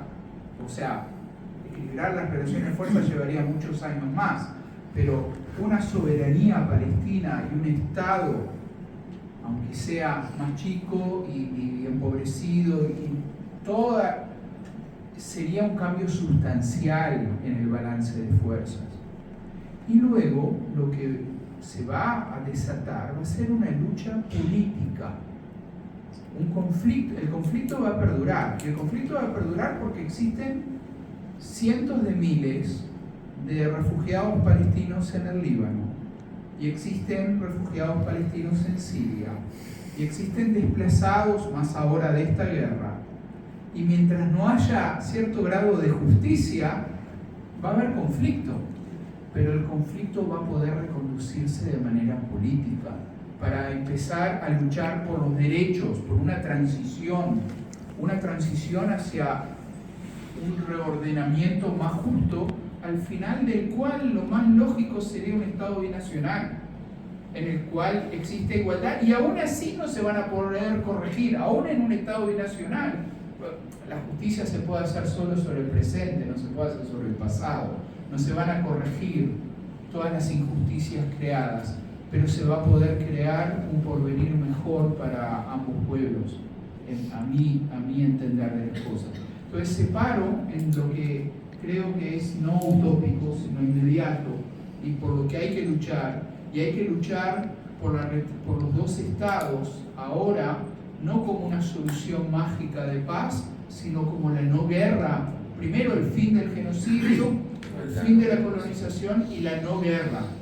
Y entonces van a quedar un montón de conflictos y un montón de problemas a solucionar, pero que se van a discutir políticamente y no necesariamente con las armas en las manos. No va a haber un cese de fuego real entre ambos pueblos sin la existencia de dos estados.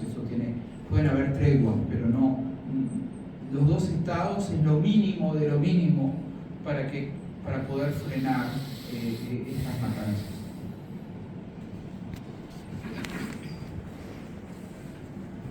O sea, o Estado binacional o dos estados diferentes. No, primero dos estados diferentes, porque si no, no se puede frenar la colonización. Y luego aspirar que de común acuerdo avanzar. Yo le quería preguntar a Mirza, que estamos de acuerdo, Alemania, Francia, Estados Unidos, pero ¿qué papel juegan los musulmanes?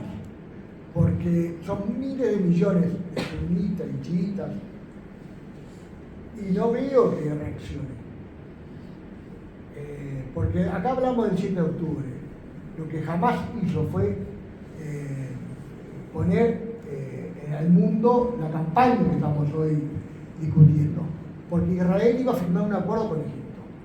Antes que se firmara el acuerdo apareció, no sé si por casualidad o intencionado, porque Netanyahu ha dicho y ha confesado que ha aportado para Hamas.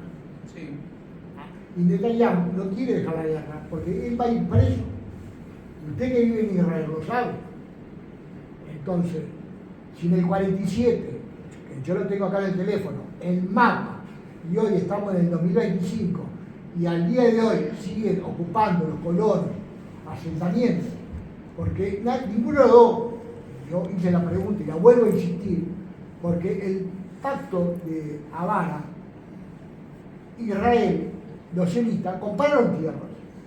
Y hay que decirlo, porque la historia es la historia, pero no se dice, porque todos arrancamos el 48, pero esto viene de antes. Sí, porque... Y hay que explicarle a la gente, pues la gente no sabe. Yo tampoco, ¿no? Quiero aclarar. No, está bien. Sí.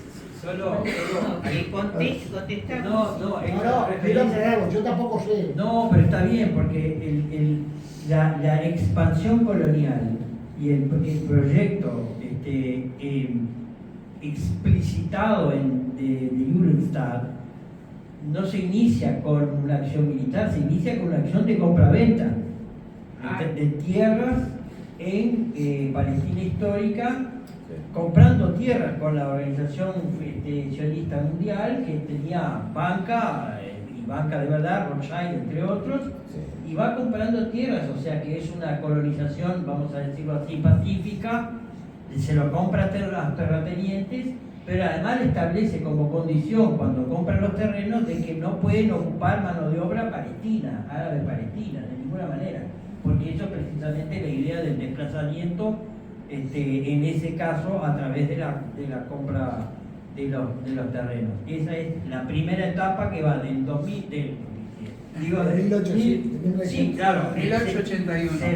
se formula ahí, pero arranca la mayor cantidad de tierras compradas en la década del 10 y del 20. Está todo registrado ahí. Y después hace pacto con el nazismo. Sí, bueno, sí, también claro que hay un texto que ustedes a lo mejor se acuerdan o lo habrán leído, que es el Eichmann en Jerusalén, el estudio sobre la banalidad del mal de Hannah Arendt, ¿no? Que es una otra vez de mis referentes en materia de teoría política.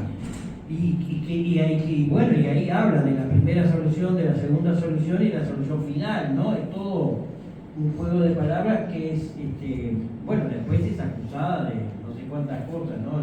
La pobre Hannah Arendt, poco menos de traidora. De judía que se odia a sí misma.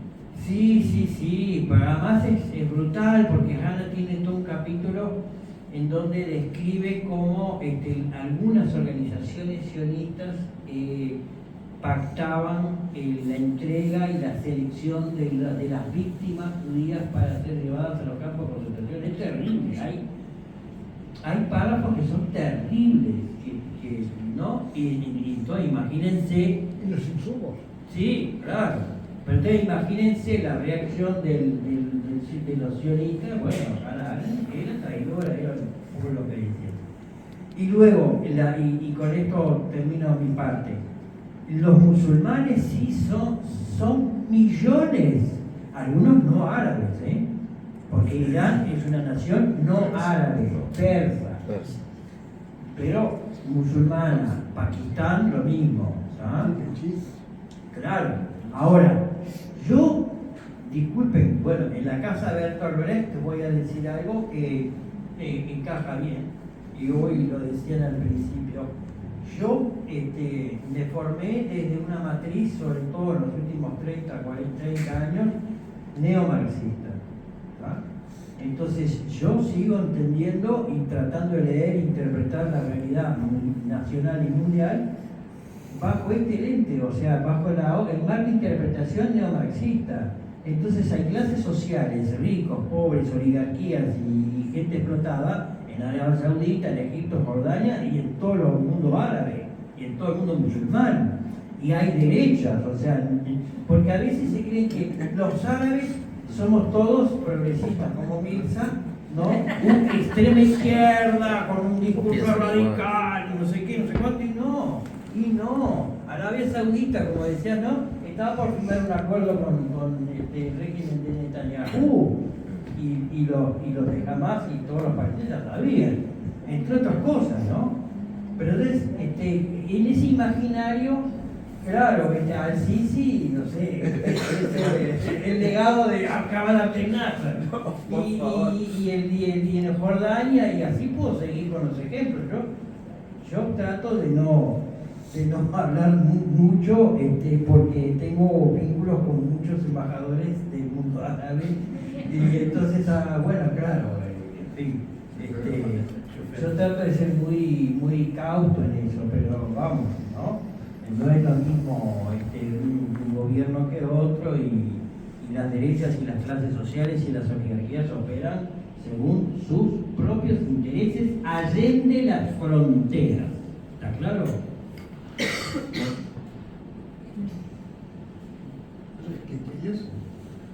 Tan solo agregar como ejemplo de que uno de los mayores aliados de Israel en este momento son los Emiratos Árabes Unidos, que están jugando un papel nefasto en lo que sucede. Un papel bastante más complejo ha tenido Qatar. Un papel complejo, pero en algunas cosas no fue Netanyahu el que le dio dinero a Hamas, fue Qatar que le dio dinero a Hamas a través de Netanyahu, entre otras cosas para fortalecer un contrapeso a la autoridad palestina y como parte de movimientos dentro de las élites de juegos de poder, que algunos son muy difíciles de descifrar, digamos, muy opacos.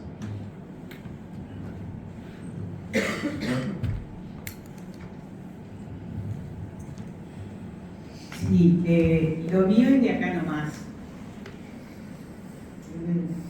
Voy a cumplir 71 años, no importa porque voy a hacer referencia a la guerra de Vietnam. Yo recuerdo dos cosas de la guerra de Vietnam. Es tan imperialista como esto, ¿verdad? Esta es la versión imperialista de esta época del capitalismo hiperdecadente. Claro que nosotros no vamos a ver el final, pero digo, es así. Una de las cosas fundamentales para ganar o perder una guerra es que se rompa el frente interno. ¿Por dónde se va a romper? No sé, pero en 2 años es medio difícil que se rompa. Es horrible porque eso significa un sufrimiento y una cantidad de víctimas tremenda, pero me alegro profundamente de lo que tú decías, ¿verdad? Que hay una manifestación en el medio de Israel, ¿verdad? Contra el tema, y además a lo largo y a lo ancho de todo el mundo, incluso en lugares medios increíbles como Japón, que no movieron un pelo por otras cosas mucho peores, haya manifestaciones por el asunto. Eso por un lado.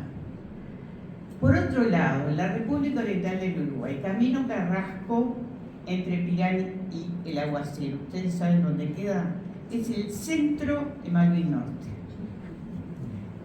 Malvin Norte es el barrio más poblado del Uruguay, tiene 82.000 habitantes porque está lleno de complejos, lleno.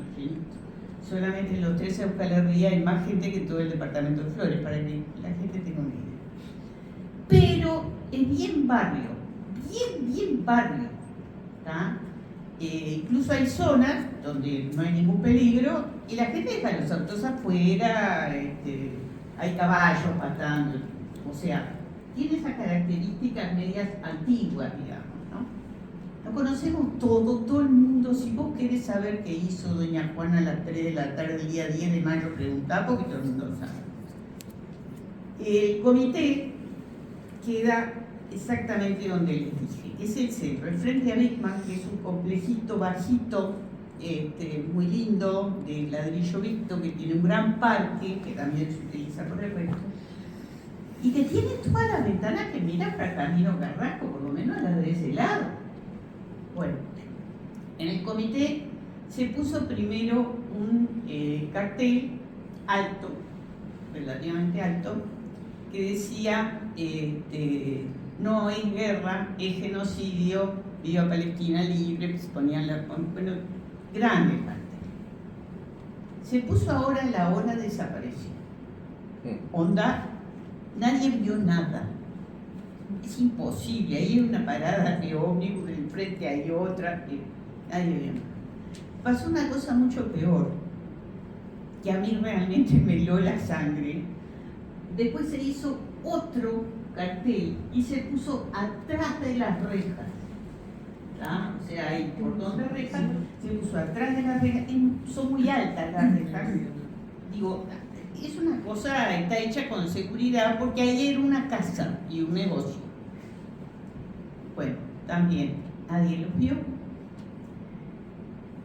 Vinieron, se calcula que alrededor, por los serenos de enfrente, alrededor de la 1 de la mañana, y con una navaja hicieron tra, y sacaron.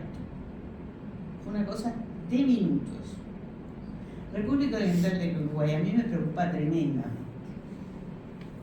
porque yo no recuerdo que cuando la guerra de Vietnam, que había un comité uruguayo por la paz en Vietnam, que estaba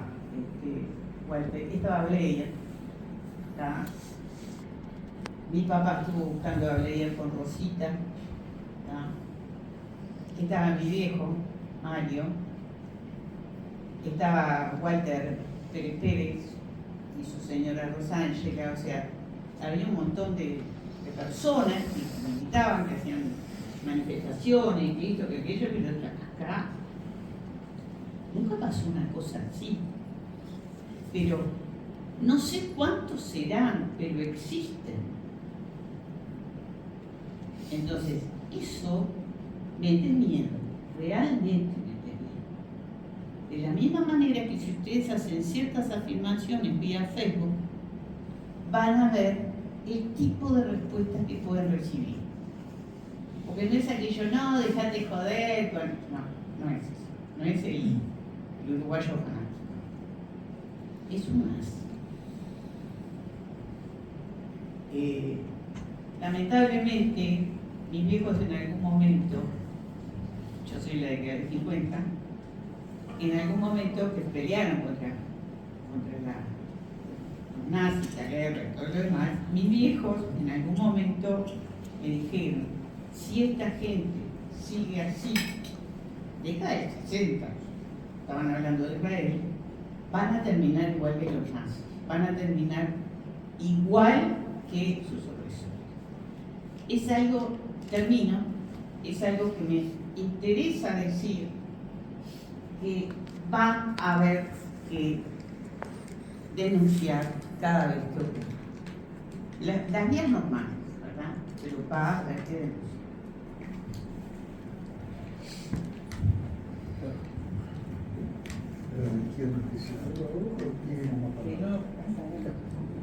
¿Quién más pide?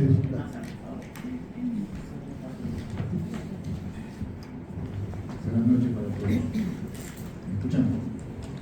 Más cerca de la boca. Buenas noches para todos.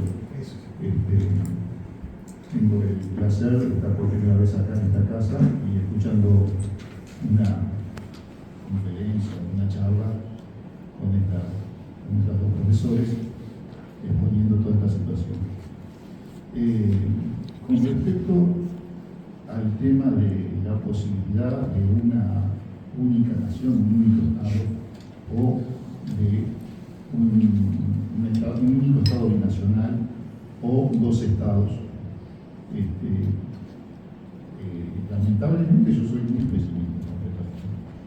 Primero que nada porque en la génesis del Estado de Israel está la creación de un Estado para el pueblo judío, para una religión. Entonces digo, me resulta bastante difícil, y más en una posición que han demostrado desde siempre, o por lo menos desde que yo tengo memoria. Yo nací en el 59, soy más o menos de la edad de la señora que lo recién. El 59 del siglo pasado, por supuesto. Me resulta bastante difícil que el Estado de Israel, que conocemos hoy por hoy, que es un Estado sionista, porque vamos a ser claros, acá hablamos solo de Netanyahu, o por lo menos a ustedes los oigo hablar de Netanyahu, pero es como cuando en la Segunda Guerra Mundial en la Alemania nazi se hablaba de Hitler.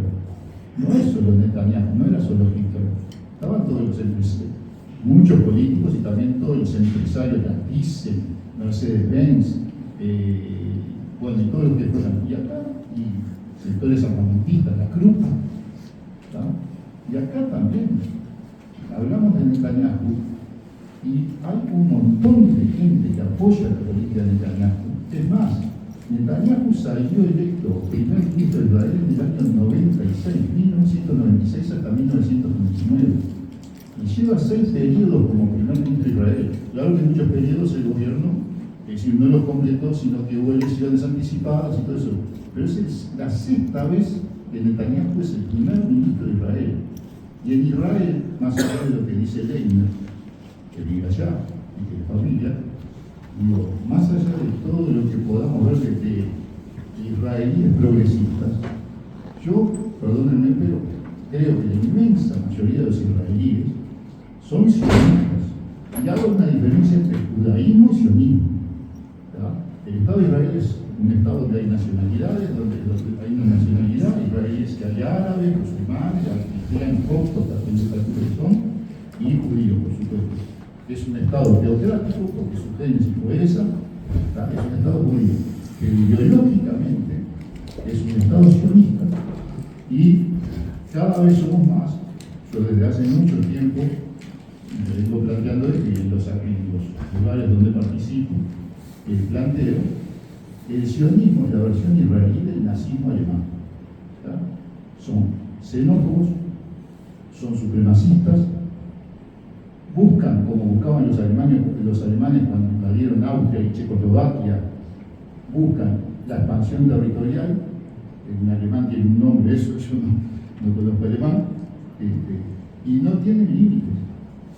El único límite que van a tener, lamentablemente para la población israelí, va a ser que sean derrotados o no, podrán seguir. Nada más.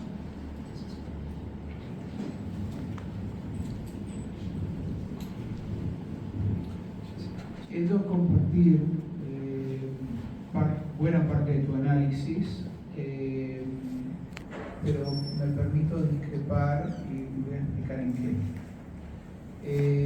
Sí, el Estado israelí es un Estado sionista en cuanto el sionismo es la ideología constituyente y es la ideología dominante que abarca a la mayoría de la población.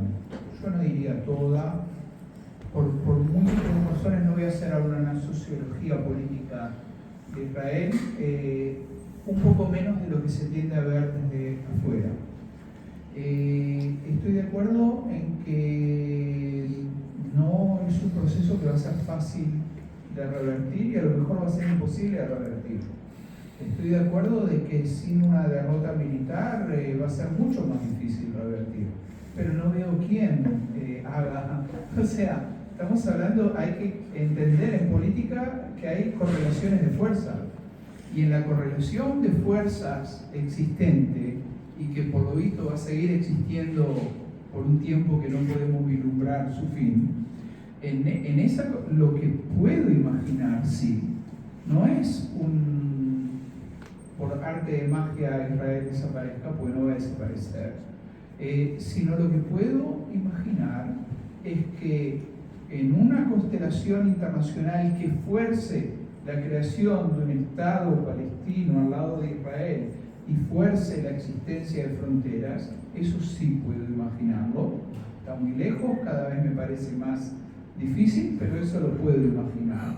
El Estado de Israel va a tener que pasar un proceso de debates internos, y los va a pasar, porque ese compromiso de un Estado al lado del otro va a implicar una convulsión interna muy grande, en el cual, en mi opinión, yo me opongo al sionismo, va a tener que desionizarse. ¿Es posible? ¿No es posible? No sé. A lo mejor estoy diciendo lo que quiero que suceda. Pero si no queremos que suceda algo, tampoco va a suceder. O sea, tenemos que poner nuestro esfuerzo para que eso suceda. ¿Y por qué quiero que eso suceda? Porque es la solución menos catastrófica. Había un término acá, yo he investigado a los comunistas uruguayos, entonces me gusta esa frase, la vía menos dolorosa. No, porque si no todas las soluciones son catastróficas. La opción de que Israel continúe sin que le pongan límites es la hecatombe de millones de palestinos. No sé. La consecuencia, además, primero, espantoso lo que ya está sucediendo, pero puede ser, les quiero advertir, y por eso la razón de movilizarse, puede ser mucho peor. estamos en camino de que sea mucho peor. Y por otro lado, una derrota militar, una gran conflagración regional, un poco la gente de Hezbollah y la gente de Irán, o algunos sectores dentro de Irán, imaginaban algo así. Fantasioso, irrealista, no tomaba en cuenta la verdadera correlación de fuerzas.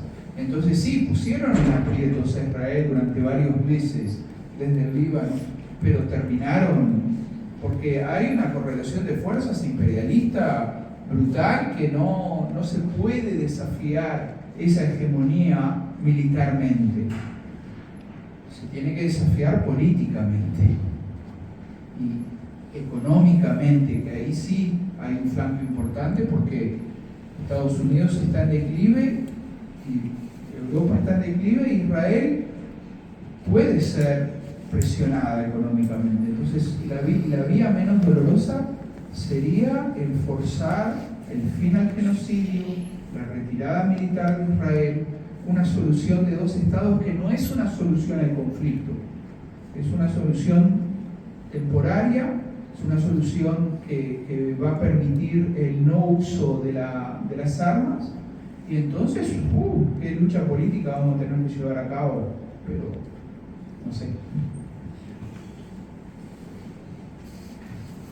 Y en el mundo de los sueños sigo soñando con un estado no confesional, con un estado, en todo caso, multiconfesional, de respeto mutuo y cuya ideología fundante no sea el sionismo. Eso estamos totalmente de acuerdo. Sabemos que el sionismo es todo lo que has dicho, supremacista, racista, en fin, colonialista, imperialista, todo eso.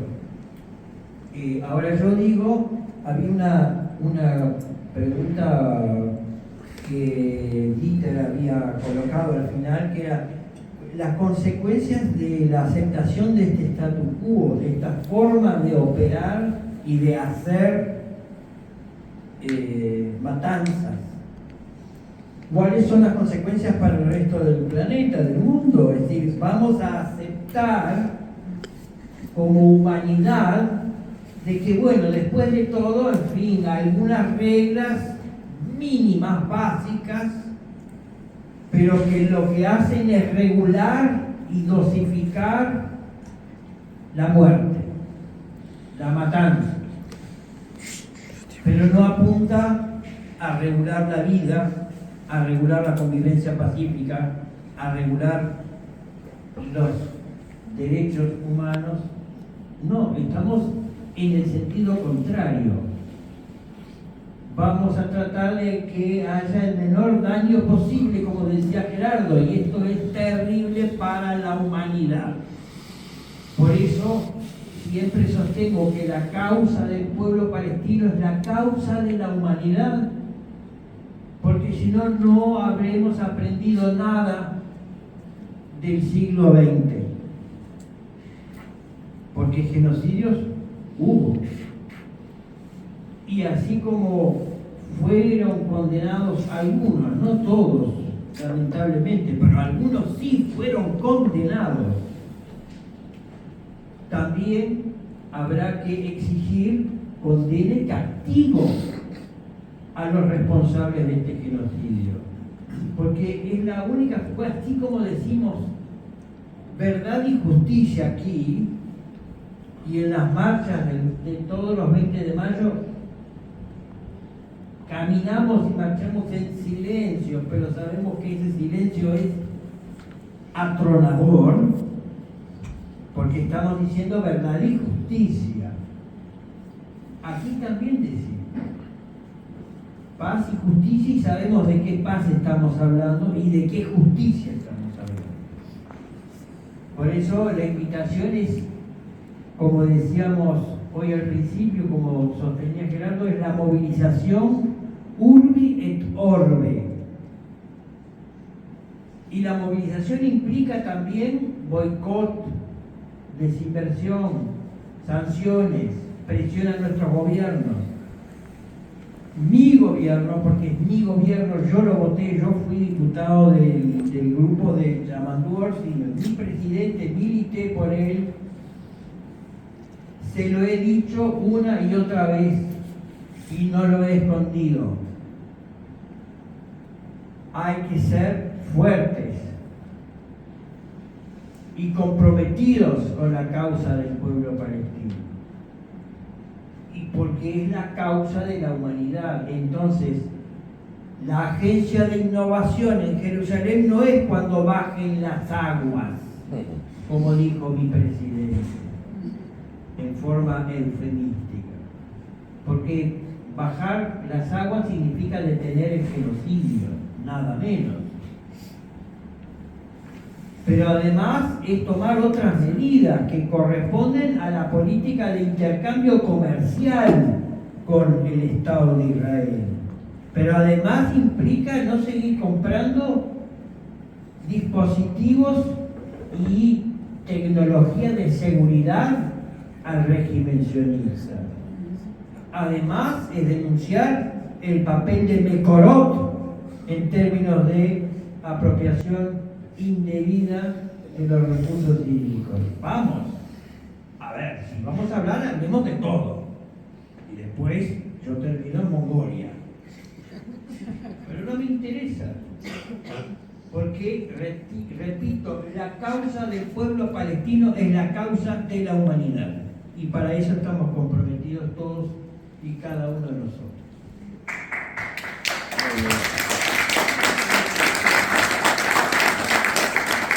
Bueno, muchas gracias. Creo que eso fueron las mejores palabras finales que uno podría pensar. Y quizás para agregar una de un gran uruguayo, hay que seguir pensando en grande. Y no admite la menor duda.